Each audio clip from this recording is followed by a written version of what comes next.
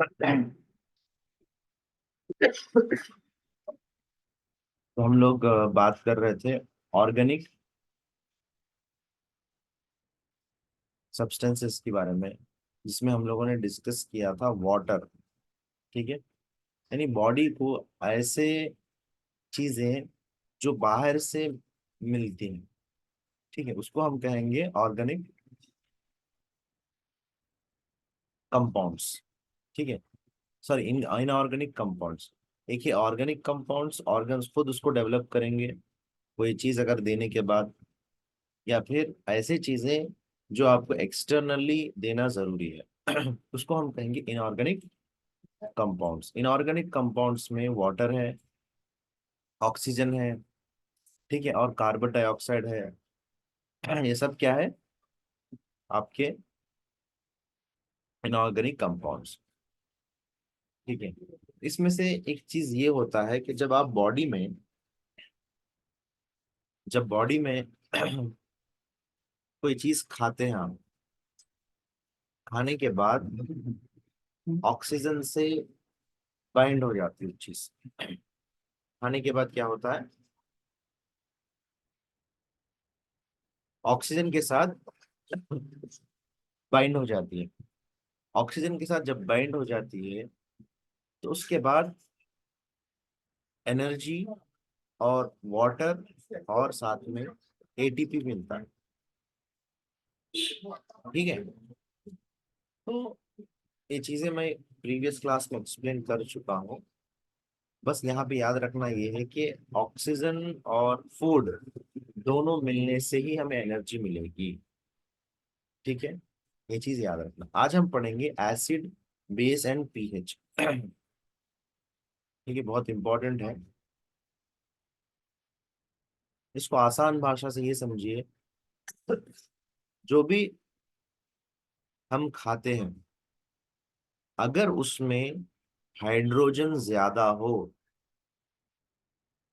Hydrogen ज्यादा होता है या कम होता है। हाइड्रोजन अगर ज्यादा होगा तो एसिडिक बनेगा। क्या बनेगा? एसिडिक बनेगा। अगर हाइड्रोजन कम होगा तो बेस बनेगा। बस ये आसानी सी बात याद रखिए।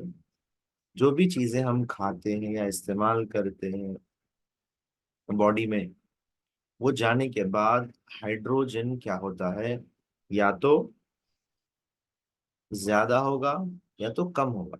हाइड्रोजन अगर ज्यादा होगा तो एसिडिक बनेगा, बॉडी में एसिडिटी ज्यादा होगा। अगर हाइड्रोजन कम हो तो बॉडी बेस बनेगा, बेस या अल्कलाइन बनेगा। अब देखिए, हमारे स्टमक में जो हम खाना खाते हैं उसको हजम करने के लिए हाइड्रोजन का होना जरूरी है। हाइड्रोजन HCl, हाइड्रोक्लोरिक एसिड है। हाइड्रोक्लोरिक एसिड ये क्या करता है, खाने को हजम कराता है। तो हाइड्रोक्लोरिक एसिड क्या करता है, खाने को हजम कराता है। तो इसमें हाइड्रोजन हाइड्रोजन ज्यादा है, ज्यादा होगा तो एसिडिक इन नेचर होगा। आपका स्टमक क्या होगा, एसिडिक इन नेचर होगा, क्योंकि खाने को पचाने के लिए, डाइजेशन के लिए बहुत ज्यादा जरूरी है हाइड्रोजन।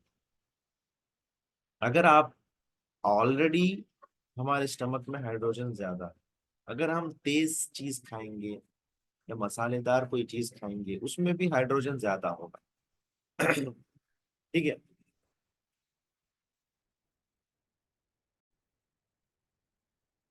तो हम जो खाना खाते हैं अगर उसमें मसाला ज्यादा होगा या मिर्ची ज्यादा होगी, तो ऐसे मौके पे क्या होगा, ऑलरेडी उस फूड में हाइड्रोजन ज्यादा है, इसी वजह से तीखा है या कोई भी एसिडिक चीज ज्यादा है उसमें, वो ऑलरेडी जब खाना पेट में जाएगा, हमारे स्टमक में भी हाइड्रोजन ज्यादा है, हमारे फूड में भी ज्यादा है।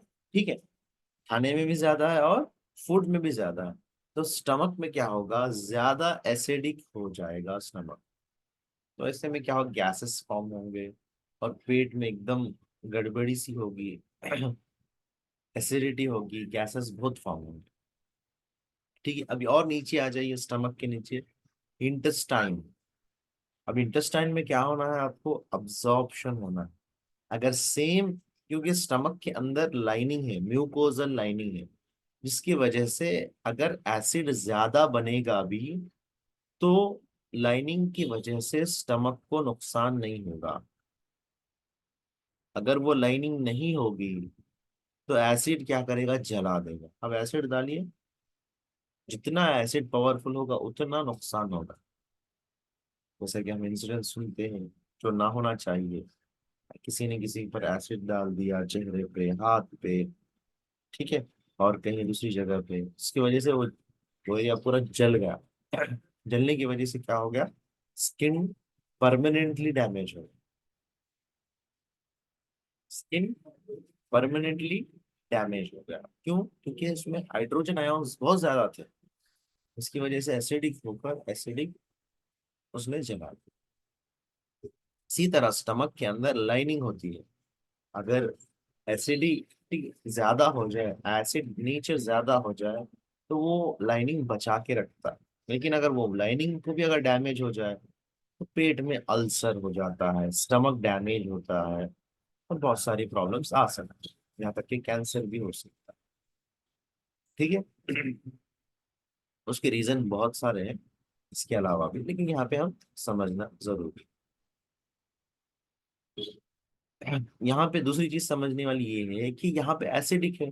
अगर यही खाना जो एसिड से मिला हुआ है फिर आगे बढ़ेगा, स्टमक में जाएगा, उसमें अब्जॉर्प्शन होगा, जो भी हमने खाया उसमें से चीजें चूसे जाएंगे, अब्जॉर्ब किए जाएंगे, ग्रैब्स किए जाएंगे। तो अब यहाँ पे एसिडिक नेचर नहीं होना चाहिए, क्योंकि स्टमक के अंदर तो लाइनिंग है, स्मॉल इंटेस्टाइनिंग में लाइनिंग नहीं है। लाइनिंग है लेकिन एक कम मिकदार में। तो यहाँ पर एसिडिटी कम करने के लिए जो लीवर क्या करेगा, एक बाइल जूस सीक्रेट करेगा, सोडियम बाइकार्बोनेट। क्या है, सोडियम बाइकार्बोनेट। ये आपके लीवर से गाल ब्लैडर में जाके गाल ब्लैडर से स्मॉल इंटेस्टाइन में आएगा। अब लीवर क्या करेगा, हमेशा सीक्रेट करते ही रहेगा, बाइल जूस कहेंगे इसको। क्या कहेंगे, बाइल जूस। ये गाल ब्लैडर में जाएगा, गाल ब्लैडर में स्टोर होगा। अब गाल ब्लैडर का काम क्या है, इसको कॉन्सेंट्रेट कराना, यानी इसके अंदर पावर बढ़ाना, इसके अंदर बेस को बढ़ाना, यानी हाइड्रोजन कम करना है इसका काम। हाइड्रोजन कम होगा तो बेस बढ़ेगा। बेस का और एक नाम दिया गया है एल्कलाइन। एल्कलाइन और एसिडिक, ये दोनों चीजें हमको याद रखना जरूरी है। ठीक है। तो जब भी जरूरत होगी गाल ब्लैडर सिकुड़गा, कॉन्ट्रैक्ट होगा, कॉन्ट्रैक्ट होने से गाल ब्लैडर से आपका बाइल जूस निकल के स्मॉल इंटेस्टाइन में जाएगा।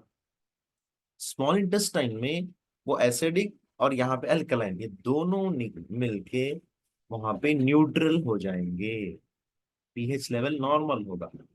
पीएच लेवल अगर कम है तो समझना एसिडिक है, पीएच लेवल अगर ज्यादा है तो समझना अल्कलाइन। नॉर्मल क्या होगा, पीएच लेवल 7.5 या 4, 7 या 7 तक होना चाहिए। जो पानी है उसका अगर 7, अगर एल पीएच लेवल होगा तो पानी बहुत अच्छा पानी, प्योर पानी, ठीक है, प्योर पानी है। अगर यही बॉडी के अंदर 7, 7.4, 7.5 तक रहेगा तो हमारा बॉडी एसिडिक नहीं है बल्कि अल्कलाइन, और एसिड दोनों के बीच में। देखिए, जो हम कॉफी पीते हैं उसके अंदर बहुत ज्यादा एसिडिक होता है, यानी हजारों गुना उसके अंदर हाइड्रोजन है। उसका पीएच लेवल क्या है, 5 है। पीएच लेवल क्या है, 5, बहुत ज्यादा एसिडिक है। और हमारा बॉडी में ब्लड जो है उसके अंदर भी अल्कलिनिटी होना चाहिए, पीएच थोड़ा क्या है, ज्यादा होगा, जिसकी वजह से अल्कलाइन होगा। जब इंसान का डेथ हो जाता है तो उसके अंदर पीएच लेवल, अल्कलिनिटी बढ़ जाएगी। अल्कलिनिटी ज्यादा होगा तो चीज क्या होगी, जहरीला बनेगी। जो जहर है उसके अंदर अल्कलाइन ज्यादा हो, जो चीज एसिडिक है उसके अंदर पीएच लेवल कम होगा। पीएच ज्यादा हो गया तो वो बन जाएगा जहर, कम होगा तो बनेगा एसिडिक। देखिए हमारे थूक ब्लड उसके अंदर 7.6 7.8 तक चलेगा, थूक के अंदर 7.6 7.5 है। जो हमारा जूस है खाने को हजम करने के लिए, उसके अंदर 1 होगा, 1 पीएच लेवल 1 2 के बीच में रहेगा। तो 7 साढ़े 7 के दरमियान जो है ये न्यूट्रल है। खाने को हजम करने के लिए पीएच लेवल 1 होगा। देखिए लेमन जूस पीते हैं हम, उसके अंदर भी 1 है। ऑरेंज जूस पीते हैं उसके अंदर 2 3 है। कोका कोला या फिर कोला, पेप्सिन, ऐसे जो ड्रिंक्स पीते, सॉफ्ट ड्रिंक, उसके अंदर 4 है। कॉफी है उसके अंदर 5 है। रेन वाटर 6 है। जो पानी है, अच्छा पानी जो है उसके अंदर 7 है। और जो नदी का पानी है उसके अंदर 6 है। ठीक है, 7 8 है, 8 है। सोडा, जो बेकिंग सोडा खाने के लिए, पकवान के लिए इस्तेमाल होता है, उसके अंदर 9 है। डिटर्जेंट में अल्कलिनिटी ज्यादा होती है। और जो हम वॉशरूम वगैरह साफ करते हैं, ओवन क्लीनर, ओवर क्लीनर, ये जब क्या है, इसके अंदर 9 होता है। ठीक है, हाइड्रोजन माइनस होता है, जिसकी वजह से ये साफ करने के लिए इस्तेमाल होता है। ठीक है, तो ये चीजें देखनी जरूरी है। हमारे हमारे बॉडी में क्या है, एसिड बढ़ बढ़ जाए तो उसको कम करने के लिए भी बहुत सारे सिस्टम्स हैं।